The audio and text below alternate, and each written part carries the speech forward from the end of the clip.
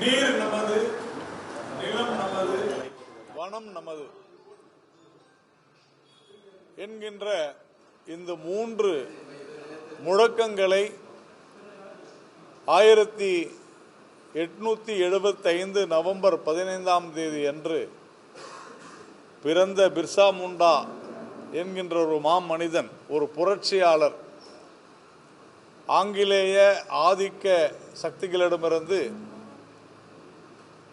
நம்முடைய நிலத்தை, வனத்தை, நம் கலாச்சாரத்தை, நம் தேசியத்தை மீட்டெடுக்க போராடிய முதல் பழங்குடி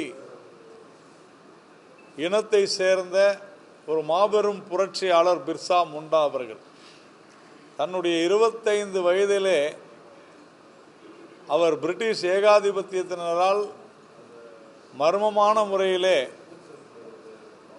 அவர் இறந்து போயிருந்தாலும் கூட இந்தியாவினுடைய எத்தனையோ இளம் தலைவர்கள், பாரதியாரை போன்ற தலைவர்கள், பகத்சிங்கை போன்றவர்களில் முதன்மையானவராக, அவர்களுக்கெல்லாம் ஒரு முன்னோடியாக திகழ்ந்த ஒரு அற்புதமான சுதந்திர போராட்ட வீரர் பிர்சா முண்டா அவர்கள்.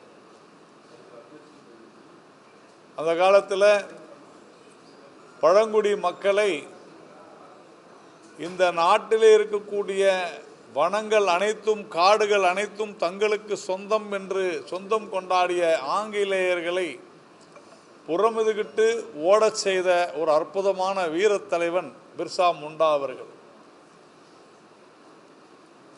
இந்த நாட்டினுடைய கலாச்சாரத்தை காப்பதற்காக அந்த காலத்தில் கிறிஸ்தவ மிஷனரிகள் நம்முடைய கலாச்சாரம் காத்து கொண்டிருந்த, நம்முடைய இன்றைக்கும் பண்டைய நாகரிகத்தை அடிப்படையாக கொண்ட நம்முடைய மலைவாழ் மக்கள், பழங்குடி மக்களுடைய பெருமைகளை குலைப்பதற்காக திட்டமிட்ட பிரிட்டிஷ் அரசாங்கத்தை எதிர்த்து போரிட்ட ஒரு அற்புதமான வீரன்.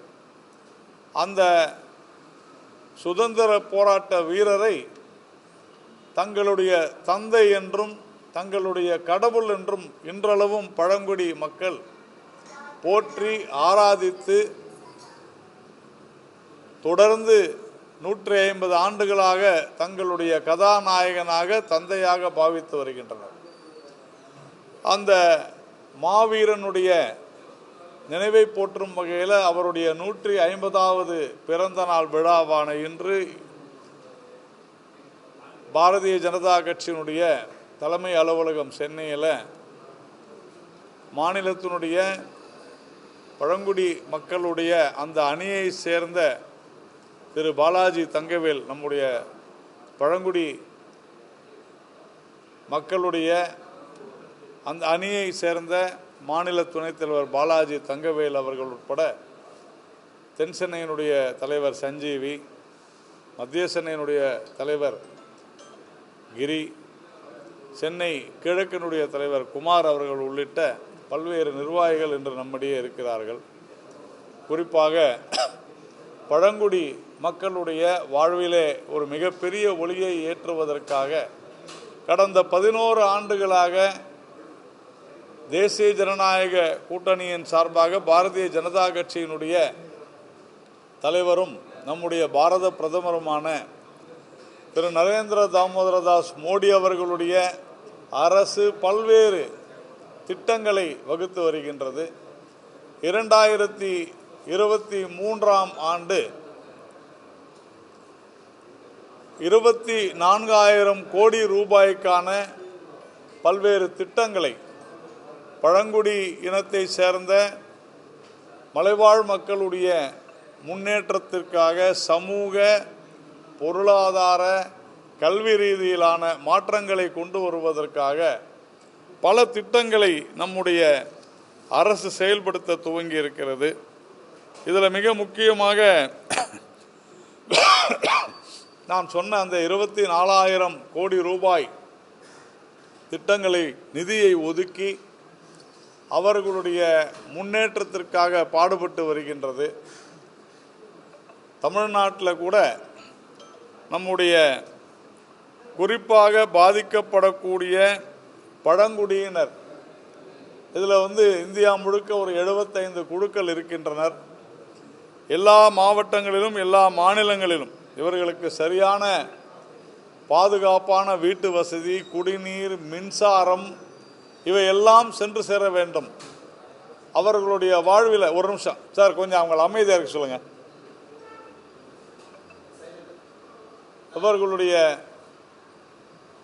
இவர்களுடைய வாழ்வில்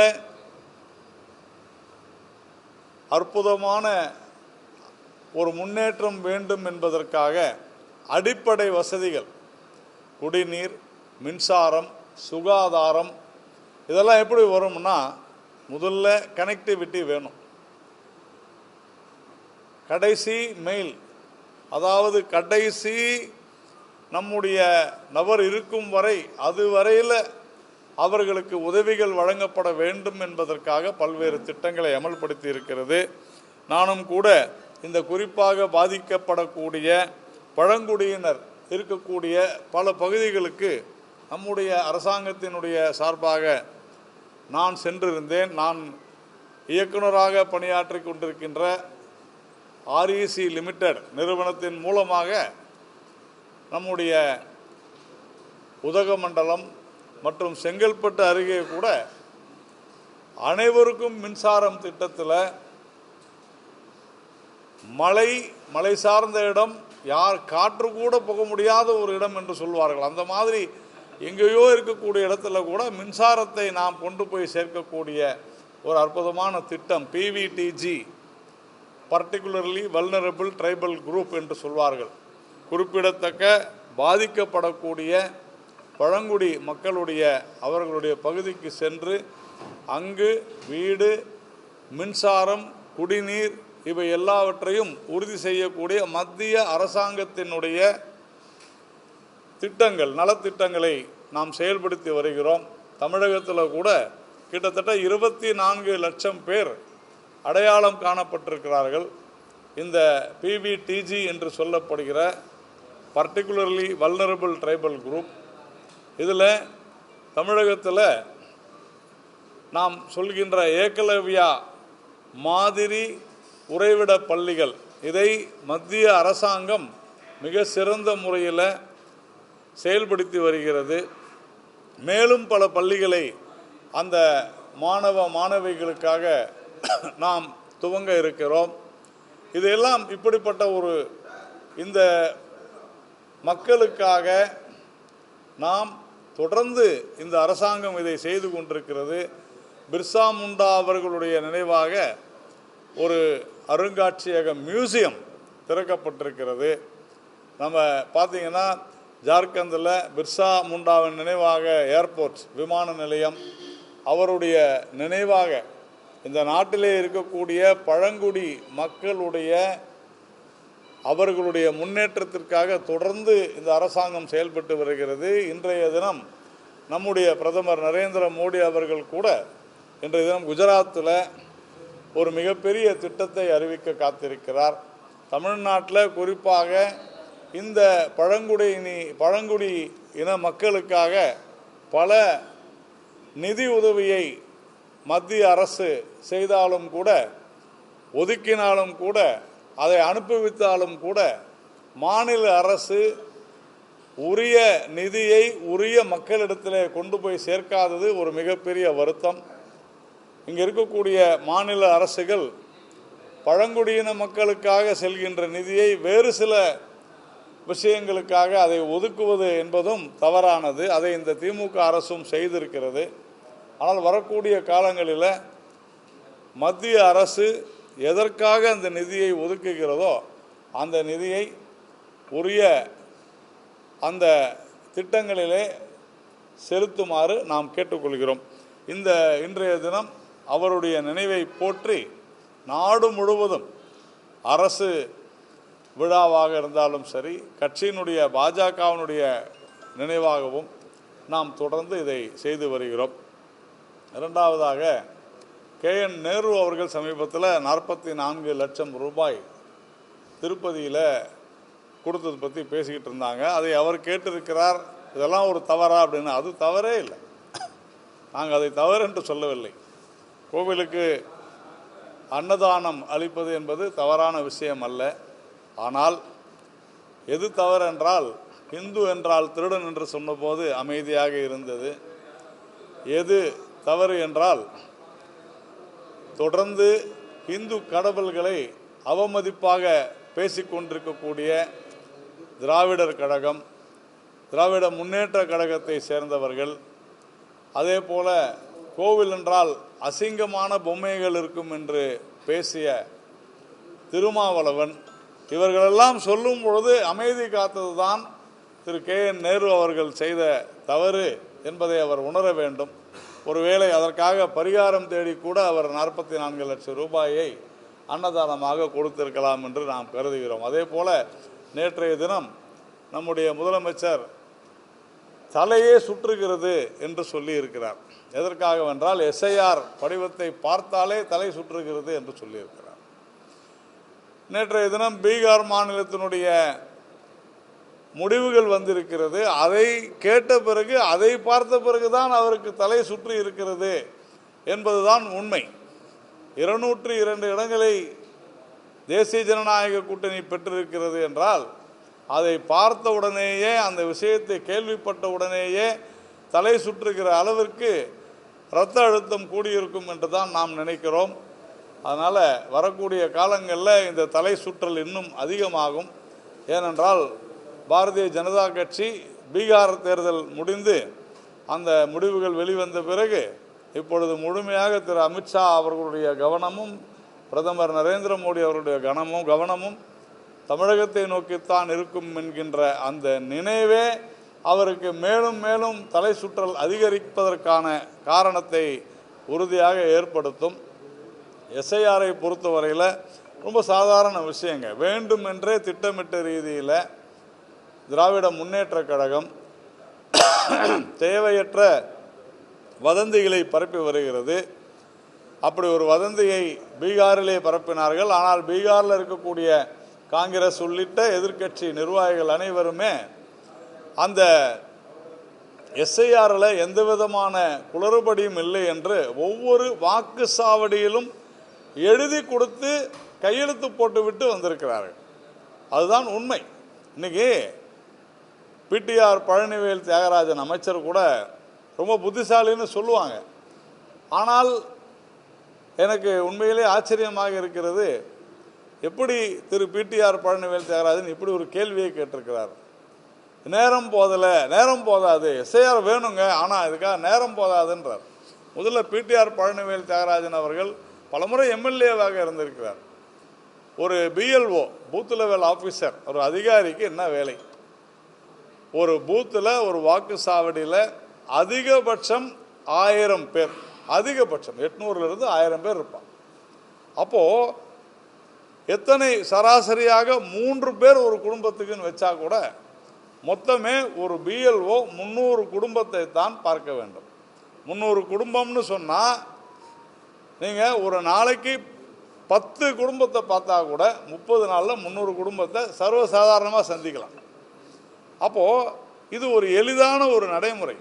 இந்த எளிதான நடைமுறை அதுவும் யாரு கூடன்னா, எல்லா அரசியல் கட்சிகளை சார்ந்த பூத் லெவல் ஏஜென்ட்ஸ், BLA வாக்கு சாவடி முகவர்களோடு சென்று சந்திக்கக்கூடிய ஒரு நடைமுறை. ஆனால் இதில் எந்த இடத்துலையும் யாருக்கும் எந்த பிரச்சனையும் கிடையாது. மிக தெளிவான முறையில் தேர்தல் ஆணையம் வகுத்திருக்கிறது. ஒருவேளை 6 மாதம் நேரம் கொடுத்திருந்தா, இதே இன்றைக்கு பேசக்கூடிய எதிர்க்கக்கூடிய எதிர்க்கட்சிகள் என்ன சொல்லியிருப்பாங்கன்னா, ஒரே மாதத்தில் முடிக்க வேண்டிய வேலையை ஏன் 6 மாதத்துக்கு வச்சிருக்கிறீங்க, இது எங்களுக்கு சந்தேகத்தை வரவழைக்கிறது, இதுக்கு 6 மாதம் தேவையா அப்படின்னு கேட்டிருப்பாங்க. அதனால் இது எல்லாமே நான் ஏற்கனவே சொன்னது போல் பீகார் SIR ஃபேஸ் 1ல் மிக தெளிவாக அங்கே இருக்கக்கூடிய ஒவ்வொரு வாக்கு சாவடியிலையும் எழுதி கொடுத்து எந்த பிரச்சனையும் இல்லை, எந்த முறையீடும் இல்லை, மேல்முறையீடும் இல்லை, எழுதி கொடுத்துருக்குறாங்க. சமீப காலங்கள் நடந்த தேர்தலில் ஒரு வாக்கு சாவடியில் கூட மறு தேர்தல் நடக்காத ஒரு தேர்தல் நடந்திருக்கிறது என்று சொன்னால் அது பீகாரில் தான். ஏனென்று சொன்னால் அந்த அளவிற்கு இந்த எஸ்ஐஆர் குழப்பம் இல்லாத, முறைகேடுகள் இல்லாத, குறைபாடுகள் இல்லாத ஒரு அற்புதமான வாக்காளர் பட்டியலை தயார் செய்து அதன் மூலம் வாக்களித்திருக்கிறது. எல்லா அரசியல் கட்சிகளும் காங்கிரஸ் உட்பட இதையெல்லாம் ஏற்றுக்கொண்டு தேர்தல் முடிந்த மறுநாள் கையெழுத்து போட்டு எந்த பிரச்சனையும் இல்லை, எந்த முறையீடும் இல்லை எழுதி கொடுத்தாலும் கூட எஸ்ஐஆர் குறித்து பேசிக்கொண்டிருக்கிறார்கள். அதனால் ஒரு நல்ல எளிதான வெளிப்படையான நடைமுறையை வேண்டுமென்றே திட்டமிட்ட ரீதியில் எதிர்க்க வேண்டும் என்பதற்காக எதிர்த்து கொண்டிருக்கிறார்கள். பீகாரை பார்த்து, பீகார் முடிவுகளை பார்த்து நம்முடைய முதல்வருக்கு தலை சுற்றல் வந்திருக்கிறது என்று சொன்னால் உண்மை நிலையை உணர வேண்டும் என்று சொல்கிறேன். நீங்கள் எதனா கேட்கறதுக்கு தான் கேளுங்க.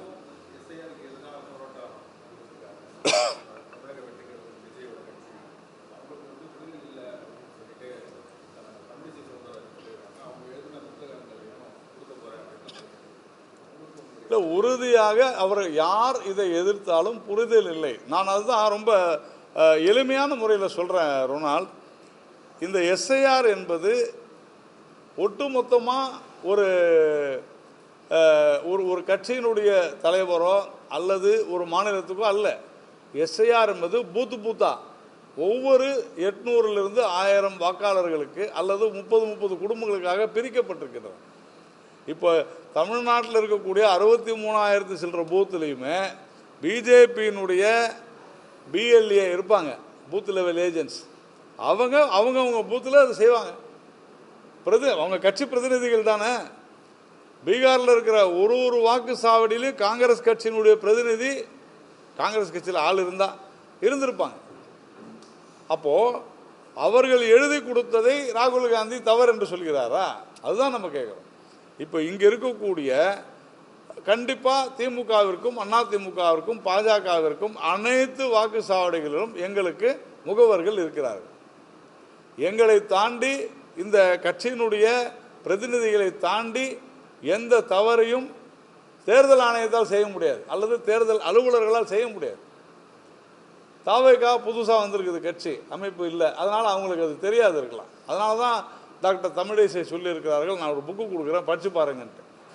அதனால் இதில் எந்த விதமான நடைமுறை சிக்கலும் இல்லை. ஒரு எளிதான நடைமுறை. 1 மாதம் என்பதே அதிகம். ஏன்னா இதில் பாதி பேர் இன்றைக்கி நம்முடைய மாநிலம் ரொம்ப லிட்டரேட் மாநிலம், படிப்பறிவு மிக்க மாநிலம். இதில் 25லிருந்து 30 விழுக்காடு ஆன்லைன்லேயே பண்ணிட்டு போயிடுவாங்க. அதனால் இதில் எந்த விதமான பிரச்சனையும் கிடையாது. அதனால் தாவேகாவாகட்டும் திமுகவாகட்டும் அவர்கள் தேர்தல் ஆணையத்தோடு ஒத்துழைக்க வேண்டும். இந்த எஸ்ஐஆர் வந்த பிறகு தான் பீகாரில் கிட்டத்தட்ட 10% பெண்கள் அதிகமான வாக்களிச்சிருக்கிறாங்க. அதுதானே உண்மை. அதுக்கு தான் பயப்படுறாங்க. பீகாரில் அரசாங்கத்திற்கு ஆதரவான வாக்குகள் விழுந்திருக்கிறது. வரக்கூடிய தமிழக தேர்தலில் அரசாங்கத்துக்கு எதிரான வாக்குகள் விழும். அந்த அளவிற்கு சட்ட ஒழுங்கு மோசமாக இருக்கிற காரணத்தினால்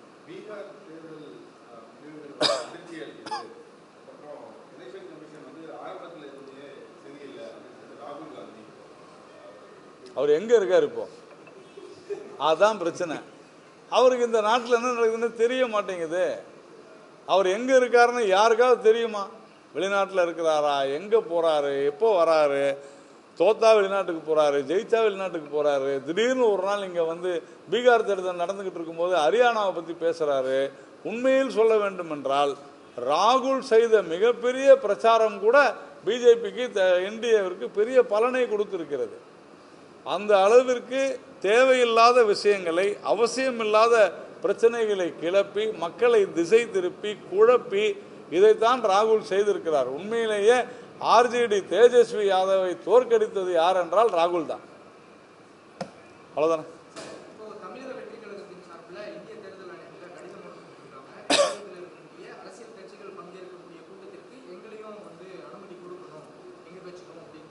முறைப்படி அவர்களை அழைக்க வேண்டும் என்றால் தேர்தல் ஆணையம் அழைக்கும். அவ்வளவுதானே. சட்டத்திற்கு உட்பட்டு தான் தேர்தல் ஆணையம் எதையுமே செய்யும். அவர்களுடைய கோரிக்கையில் நியாயம் இருந்தால் தேர்தல் ஆணையம் அதை பரிசீலிக்கும்.